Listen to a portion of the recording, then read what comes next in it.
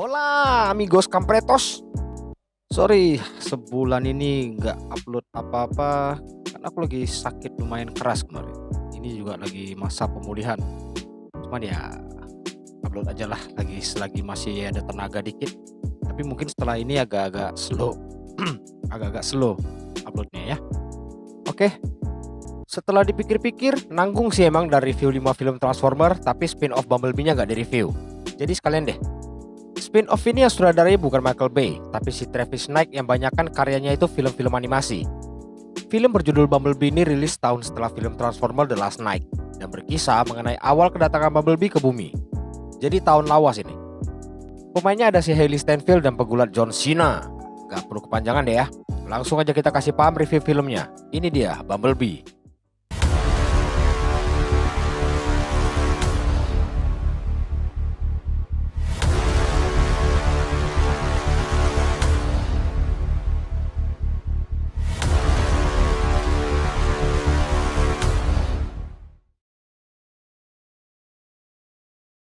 Scene dibuka pada masa perang di planet Cybertron. Bumblebee yang masih bernama B-127 datang telat ke medan perang dengan alasan macet. Kubu Autobot dalam posisi terdesak dan kalah jumlah. Optimus mau kirim Bee ke bumi buat cari pengungsian karena di sana udah ada Autobot lain. Dia disuruh bikin markas di situ sambil nunggu Optimus dan lainnya. Bee yang mau kabur dengan pesawat mendapat serangan dari Decepticon di mana Optimus berusaha nahan mereka biar Bee bisa pergi.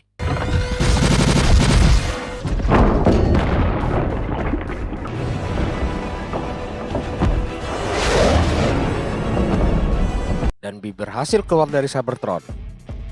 Tahun 1987, sekelompok prajurit sedang menyusuri hutan. Tiba-tiba kena perangkap dan mereka disergap.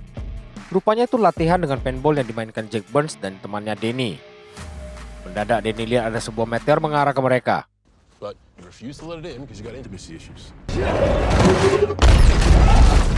Akibat ledakan meteor itu, Danny terluka dan Jack minta bantuan medis. Dan dia pikir itu bom yang dijatuhkan ke tempat latihan oleh militer. Rupanya itu Bumblebee. Lihat banyak militer yang berdatangan, Bee milik kabur dari situ. Jack perintahkan mereka buat nyebar dan cari si Bee. Tahu dikejar, Bee berubah jadi mobil Jeep Willys, namun dia tertembak senjata pengait dan terguling-guling. Bee lanjutkan pelarian ke hutan walau terus ditembaki militer. Dia berhasil lolos setelah memotong 2 batang pohon buat penghalang. Dia lari hingga tiba di suatu area tambang yang terbuka. Muncul beberapa mobil militer. Bee mau masuk ke dalam gua tambang, namun tertabrak dan mengalami kerusakan sistem. Mereka semua kaget waktu Bee ngomong. Belum habis kagetnya, muncul jet tempur di sana dengan logo Decepticon di misilnya siap menyerang. Lalu, pertarungan Bee dan robot itu pun terjadi.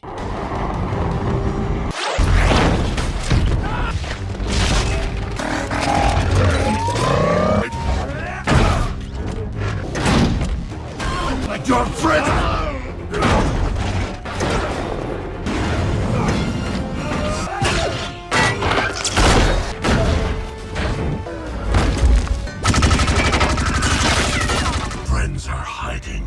I'll never talk.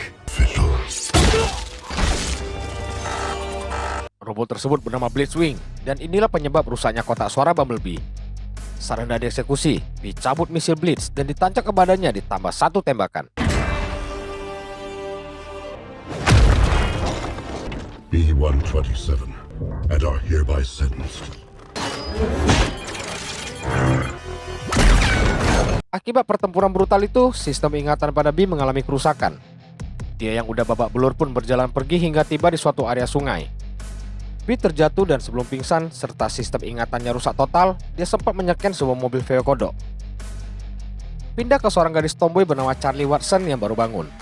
Charlie tinggal bersama mama serta pacar mamanya si Ron, adik cowok dan anjingnya. Di mana papa kandungnya udah meninggal. Charlie adalah anak rebel yang gak mau bantu-bantu di rumah. Dia mau bantu dengan syarat dibelikan mobil. Apalagi besok adalah ulang tahunnya. Setelah basa-basi nggak penting, dia kini berada di tempat kerjanya berjualan jus limun di suatu taman hiburan. Waktu antar minuman, dia disamperin seorang pria namun sok sibuk hingga kualat dan menabrak pengunjung di sana. Coba tadi berhenti, kan nggak kejadian. Pulang kerja, dia mampir ke sebuah bengkel dan rongsokkan suku cadang kendaraan milik seorang engkong bernama Hank. Diketahui kalau Charlie lagi ngerjain suatu mobil. Waktu lompat turun dari sebuah kapal, gak sengaja tercipta efek domino antar kapal hingga tersingkap dan terlihat mobil VW kodok. Charlie periksa mobil itu dan steeringnya terdapat logo Autobot. Ketika di starter, mobil masih nyala dan secara nggak sengaja sistem audio ngirim sinyal ke Cybertron, di mana Autobot bernama Cliffjumper lagi diinterogasi mengenai keberadaan Optimus Prime oleh Dropkick dan Shatter. Sinyal Bumblebee terdengar mereka dan posisinya terlacak. Sebelum ke bumi, Shatter belah Cliffjumper layaknya kue karena nggak mau buka mulut. Lalu, setelah merasa cukup, Charlie bawa pulang suku cadang sambil tanya dari mana mobil VW itu, yang dijawab nggak nyambung sama si Hank. Sampai di rumah, dia perbaiki mobil peninggalan papanya namun gagal karena dia nggak sejago Kate Yeager. Esoknya, keluar kamar dia dikasih kado ulang tahun dari mamanya dan waktu dibuka itu adalah sebuah helm anti gegar otak. Lalu Ron kasih sebuah buku agar Charlie belajar tersenyum. Sungguh kado-kado yang menyenangkan. Kecewa tidak dapat yang diinginkan, Charlie teringat mobil VW di tempat Hank. Dia segera ke sana dan membuat kesepakatan agar bisa memiliki mobil itu. Hank tolak semua kesepakatan, tapi dia kasih cuma-cuma sebagai kado ulang tahun Charlie. Tanpa buang waktu, dengan Kage Bunshin no Jutsu, Charlie servis tuh mobil. Dan akhirnya siap diajak pulang ke rumah. Sampai di rumah, baru masuk garasi udah ada sesuatu yang jatuh dari bawah mobil. Charlie periksa ke bawah dan lihat ada sosok wajah Bumblebee yang tiba-tiba hidup.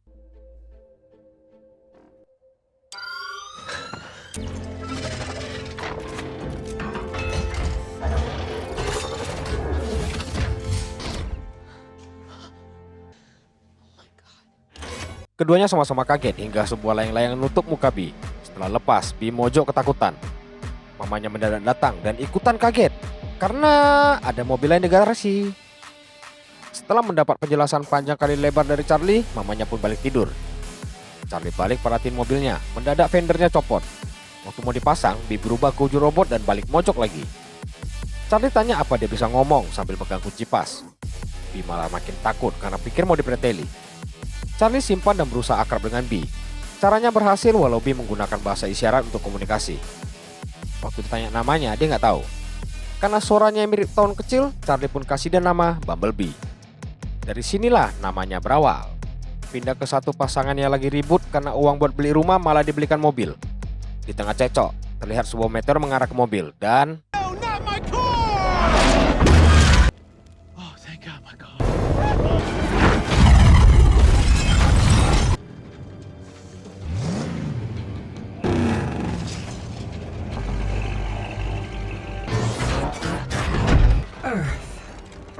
yang pertama selamat, tapi tidak dengan yang kedua.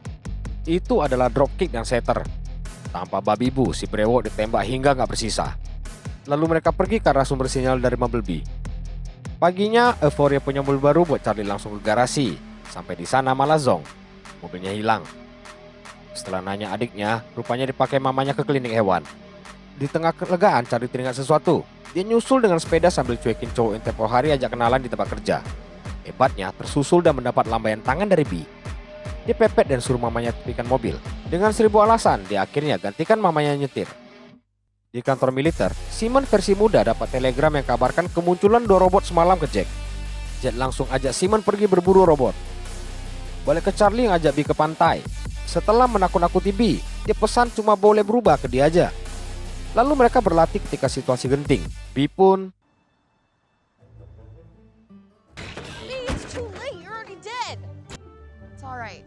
kini Bee dan Charlie jalan-jalan di hutan sambil dengar ocehan Charlie tentang keluarganya. Ada bagian Bee yang rusak dan Charlie menawarkan diri untuk memperbaiki dengan lembut. Bee sambil leha-leha waktu diperbaiki. Ketika Charlie mencoba merogoh sesuatu, nggak sengaja diaktifkan hologram pesan dari Optimus Prime. Bee teringat pada sosoknya yang sedang berperang dan diserang Soundwave serta Ravage kemudian dikepung.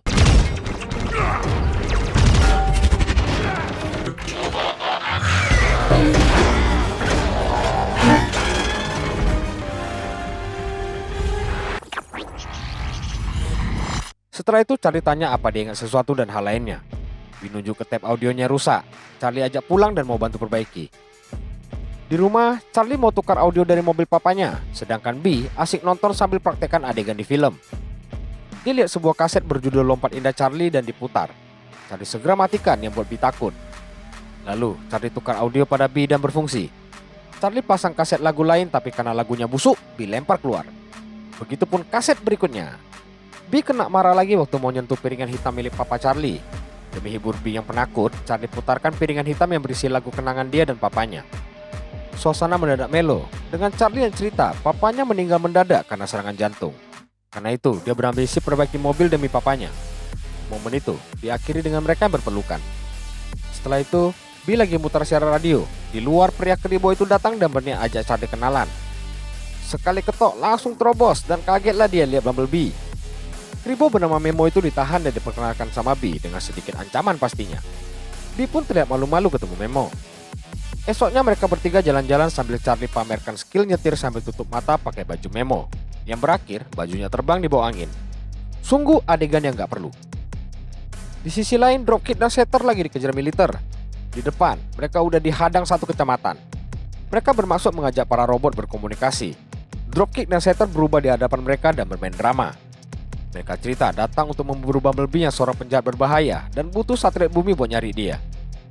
Mereka bilang perang di planet mereka bisa terjadi di bumi kalau nggak dibantu. Powell mau bantu bicarakan ke atasan tapi mereka harus ikut sama mereka. Di kantor, keinginan Powell buat pinjamkan satelit ditentang oleh Jack. Tapi Powell punya senjata rahasia. Dia bilang daripada para robot bawa ke Rusia, bisa-bisa Amerika kalah dalam perang dingin. Dan jackpot, Powell menang. Dropkick dan Shatter pun diundang ke ruang komunikasi dan dikasih akses ke satelit. Dropkick berniat menggunakan jaringan telepon buat melacak. Mereka pun mulai pelacakan ke seluruh jaringan yang ada. Powell yang takjub dengan hal itu terus ngoceh hingga Willem putuskan sambungan komunikasi di antara mereka. Dia diizinkan dengan alasan agar bisa dapatkan info lainnya dari para robot. Dan setelah B ditemuin, Jack diberi akses buat hancurkan mereka semua. Balik ke Charlie dan Memo. Charlie sadar alasan B terus muterin siaran radio adalah buat komunikasi dengan mereka. Lalu, tibalah mereka di ujung tebing suatu pantai. Dia ketemu cowok yang ketumpahan limunnya tempo hari. Cowok itu lagi ajak orang buat ikut dia terjun ke laut dari atas tebing. B dorong Charlie maju dengan pintunya. Si cowok masih ingat sama Charlie yang pernah menang lomba menyelam 2 tahun lalu. Dia kenalkan ke semua orang lalu lari dan terjun ke laut. Dia tantang Charlie buat lompat. Sampai di ujung tebing, entah trauma atau alasan apa itu, Charlie batalkan lalu masuk ke mobilnya. Datang 3 ekor betina pembuli yang entah kenapa harus ada di setiap film. Intinya mereka menghina Charlie dan mobilnya terus pergi gitu aja. Memo ajak balas dendam yang disetujui B. Singkat waktu, mereka udah di depan rumah si betina tadi. Bermodal tisu toilet yang malah dipencet B dan bukan dilempar. Mereka bantu hias halaman rumah itu. B ambil semua dan dilempar, terus merasa senang.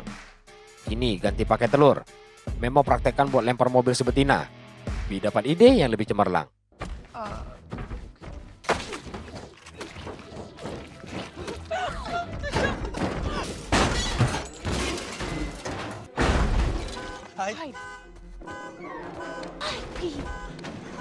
Kamu idiot, B. Idiot. Surprise pada mereka karma. Habis ngerusuh kini dikejar polisi karena ngebut. Jiwa muda B berkobar. Dia makin ngebut dan berusaha kabur dari kejaran polisi hingga berjalan dari tepi tebing lalu masuk ke terowongan. Polisi pepet mobilnya dan lapor ada mobil kuning ngebut tanpa supir. Mobil menjadi pipi saat makin dipepet hingga Memo nyaris menang banyak. Mereka akhirnya lolos berkat aksi akrobat Bumblebee. Sampai akhirnya mereka tiba di rumah. Berganti pagi, Charlie bersiap berangkat kerja dan pesan ke B untuk jangan kemana-mana. Terus B dikasih kue buat sarapan. Berhubung B itu pecicilan, dia lihat guguk Charlie masuk ke rumah dan jadi penasaran. Waktu ngintip dari pintu guguk, cover tempurnya menutup dan buat si B bisa deteksi objek sekitar. Akibat terlalu berat, pintu terdorong hingga lepas.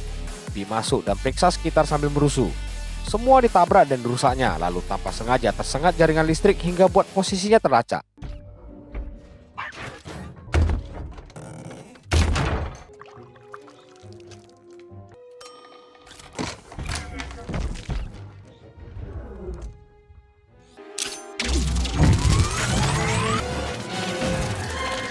What's happening here? We got a hit, I think. Where's that look? Hal itu membuat kedua Decepticon dan militer bergerak ke sana. Memo lihat ada sesuatu di rumah Charlie, langsung menelpon dia dan suruh pulang. Sampai di rumah, Charlie kaget setengah hidup. B keluar menyerahkan diri dan habis dimaki-maki. Setelah itu, B dibawa keluar sebelum rumah rata sama tanah dibuatnya. Gak lama, mama dan adiknya pulang. Tahu itu, Charlie berusaha nahan tapi jelas terlambat. Masalah ini justru memicu dia dan mamanya berargumen mengenai arti bahagia buat masing-masing. Charlie sudahi dengan pergi dari rumah. Dia keluar bersama Memo dan B sambil dengarkan kalimat penyemangat hidup dari Memo. Tiba-tiba mereka dihadang sekampung militer di jalan. Memo dan Charlie keluar mobil dan langsung ditangkap. B berubah buat jaga Charlie dan bawa dia kabur biarpun dilarang sama Om Jack. Pelarian mereka terhenti karena dropkick dan setter muncul dalam wujud jet tempur dan helikopter, lalu main tembak aja. B masuk ke mode tempur yang gak disadari. B dihajar dan buat mereka bingung karena gak melawan. Mendadak B jatuh karena ditembak militer. Charlie ikut kesetrum waktu megang B. Kini mereka berdua ibarat Romeo dan Juliet. Ketika terbangun, Charlie berada di rumah. Dia keluar kamar dan lihat Jack bilang ke orang tuanya kalau dia mencuri properti milik pemerintah. Charlie yang berusaha menjelaskan keadaan, diusir masuk ke kamar oleh mamanya.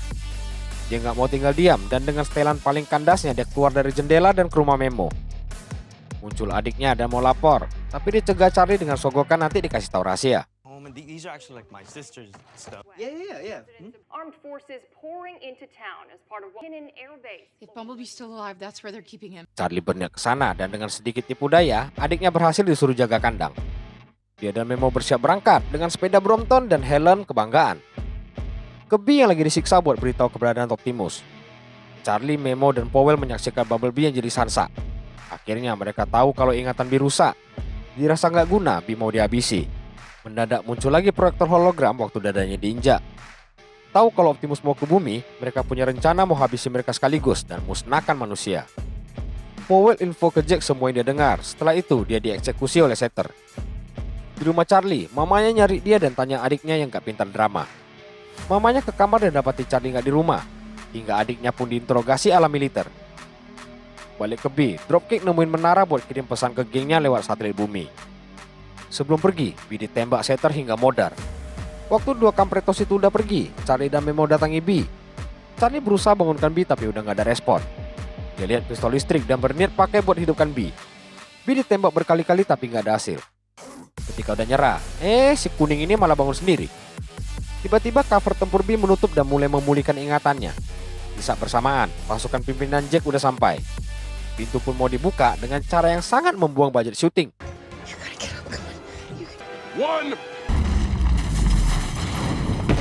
Militer masuk dan nemuin Charlie dan Memo. Waktu lihat mereka diangkut paksa, B niat nolong tapi malah ditembak dan hendak diseret pakai mobil.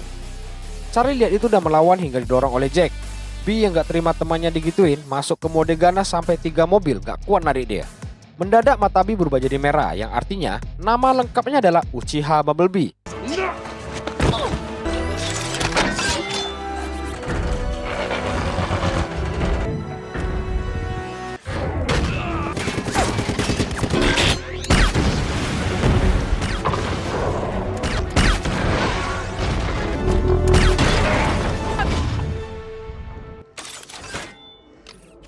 B jadi ramah lagi.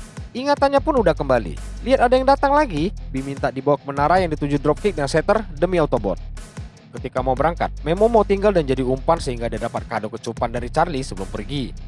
Kemudian, B melaju dan menerobos semua penghalang hingga buat kaget para kru TV yang meliput. Di sisi lain, keluarga Charlie mengarah ke pangkalan buat jemput dia. Taunya mereka muncul di antara Charlie dan Jack. Sekarang jadinya mama kejar anak dan bukan militer kejar B. Ron yang kerasukan Dominic Toretto menghalangi militer di belakang hingga nyaris tabrak 3 mobil di lain kesempatan. Bisa gitu ya? Kini Dropkick dan Setter udah berada di menara dan berusaha kirim pesan ke Decepticon. Di bawah, B udah sampai. Charlie dimasukkan tempat sampah supaya gak terlibat. Ini adalah tafsiran lain dari kata membuang, bukan berarti gak sayang. B langsung nyerang ke menara dan akan diladeni Setter untuk beradu kungfu. Charlie mau ganggu upaya Dropkick. Dia menuju ke menara melewati area gulat B dan Setter. Dia ambil perkakas dan mulai memanjat tangga. Sementara B lagi keluarin semua kungfu yang dia pelajari di Cybertron.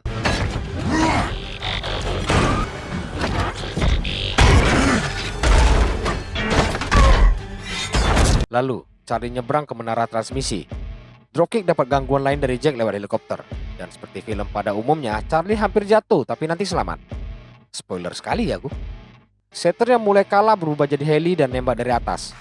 B ambil rantai dan lempar ke baling-balingnya hingga mengikat Setter. Kemudian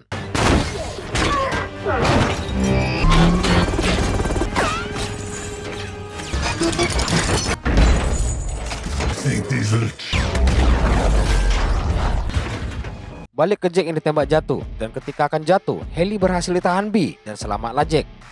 Ke Charlie yang ketahuan waktu memotong kabel. Dropkick berubah jadi jet dan mau nyerang Charlie, tapi keduluan ditembak B.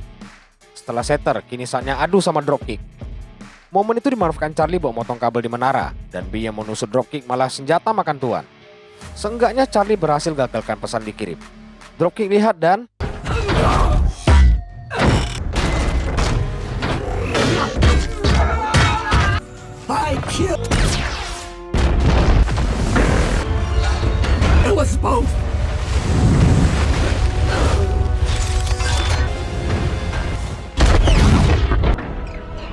akhirnya Charlie lompat indah lagi. Dia dekati Bee yang sepertinya nggak bisa mati-mati dari awal. Dia bawa Charlie ke darat dan disambut Jack yang suruh mereka pergi karena militer udah OTW. Setelah saling berterima kasih, Charlie dan Bee hendak pergi yang diberi hormat ala John Cena dan dibalas gaya yang Bee pelajari dari TV. Bee bawa Charlie ke bukit dengan pemandangan jembatan terkenal yang aku lupa namanya, tapi malas googling. Bee ajak dia pergi tapi Charlie nggak bisa ikut karena mungkin alasan keluarga. Adegan saling makasih seperti tadi terjadi lagi. Sebelum pergi, Bee scan sebuah Camaro dan itu buat Charlie nyesal udah bawa VW kodok dari awal. Kemudian Bee melaju pergi dan lewati jembatan yang aku lupa namanya dan bertemu Optimus Prime. Gak tahu sih itu Optimus apa bukan. Setelah itu, Charlie pulang dan disambut keluarganya dan juga Memo sambil ditonton seluruh tetangga komplek mereka. Lalu, tidak Optimus di hutan dan lihat para Autobot yang udah mulai berdatangan. Di akhir adegan, Charlie terlihat mengendarai mobil papanya yang berhasil dia perbaiki. Tamat. Yap, karena Camaro di akhir film ada yang bilang ini prequel dari film Transformer. Karena di film pertama Camaro itulah wujud dari Bumblebee. Lebih cocok spin-off yang berdiri sendiri sih menurut aku. Kenapa? Karena di film kelima diceritakan Bee itu di bumi dari masa perang Nazi udah ada. Di film ini pertama kali dia ke bumi itu tahun 1987. Jadi nggak klop. Enaknya film ini robotnya nggak banyak, jadi fokus cerita ke Bee sebagai pemeran utama. Kalau Transformer udah ribet karena rame dan gak fokus mau dalamin karakter robot mana. Contohnya Sentinel Prime sama The Fallen. Itu kan gak terlalu didalami kali sebagai villain kan. Belum lagi kisah cinta-cintanya. Overall ini jauh lebih enak diikutin ceritanya daripada Transformer series, menurutku ya. Dan kalau misalkan mereka pengen remake film ini bisa jadi poinnya. Sekian review semua film Transformer dan Bumblebee. Sampai jumpa di video berikutnya. Mungkin Monsterverse kali ya. Let's see lah. Thank you for watching and happy Bumblebee. Oh, aku ingat jembatan Golden Gate namanya. Tapi masa ulang VO? Ah, biarin lah.